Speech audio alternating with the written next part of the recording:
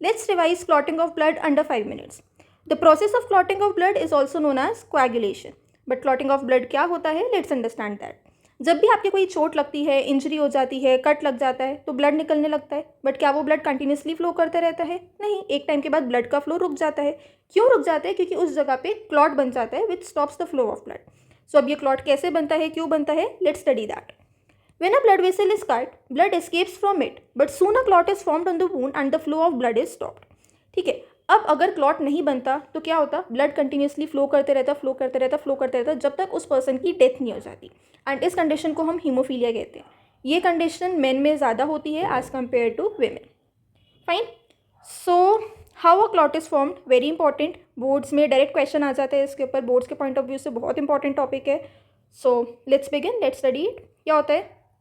So, the injured tissue cells and the platelets which disintegrate at the site of wound release thrombokinase or thromboplastin or factor S और Stewart factor. So क्या बोल रहे हैं ये? जो injured tissue cells हैं, जहाँ पे हमारी चोट लगी है, जहाँ पे इंजरी हुई है, वहाँ पे क्या हुआ? प्लेटलेट्स डिसइंटीग्रेट हो गई, रप्चर हो गई. ऑफ कोर्स हमें चोट लगी है तो वहाँ पे जो प्लेटलेट्स थी वो डिसइंटीग्रेट हो गई. As a result of which they release the substance known as thrombokinase. Platelets ने डिसइंटीग्रेट होकर क्या करा? एक सब्सटेंस रिलीज करा जिसका क्या नाम था? थ्रोम्बोकाइनेस. और भी बहुत सारे नाम है उसके, thromboplastin, factor S, Stuart factor, सारे नाम आपको पता होने चाहिए. अब थ्रोम्बोकाइनेस रिलीज तो कर दिया. अब थ्रोम्बोकाइनेस ने क्या किया? Thrombokinase, it acts as an enzyme and with the help of calcium ions present in the plasma converts prothrombin inactive of the plasma into thrombin active. अब इस थ्रोम्बोकाइनेस ने रिलीज होके क्या किया? सपोजिंगली ये मेरी साइट ऑफ इंजरी थी, यहाँ की प्लेटलेट्स क्या हो गई?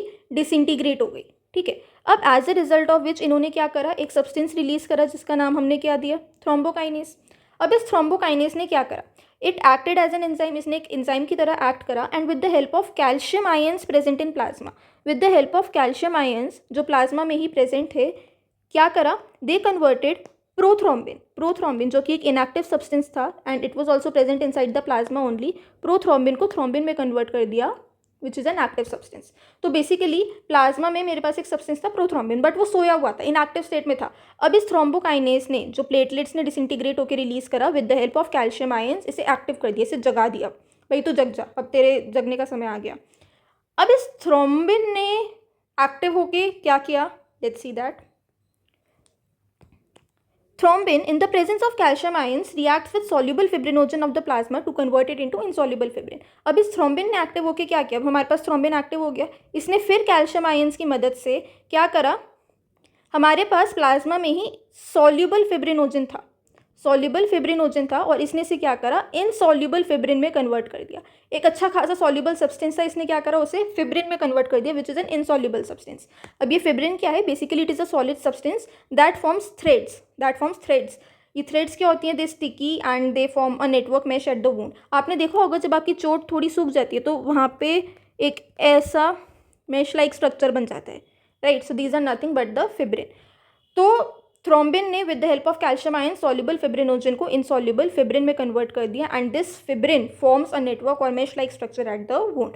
अब क्या हो जाता है? इस मैश लाइक स्ट्रक्चर में ब्लड सेल्स तो हमारे ट्रैप हो जाते हैं जिसकी वजह से ब्लड फ्लो रुक जाता है and it shrinks and squeezes out the rest of the plasma which is like a white watery fluid. आपने देखा होगा जब आपकी चोट थोड़ी ठीक होती है थोड़े टाइम बाद उसमें से वाइट कुछ फ्लूइड निकलने लग जाता है. That is nothing but your plasma, जिसे तब हम सीरम कहते हैं. And the solid mass which is left behind is known as your clot or thrombus. So एक बार इसे हम कंक्लूड करते हैं. क्लॉट कैसे बनता है?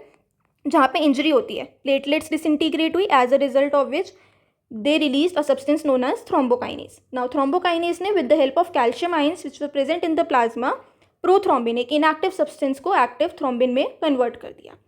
अब इस थ्रोम्बिन ने, अब ये जो एक्टिव हो गया, इसने क्या करा?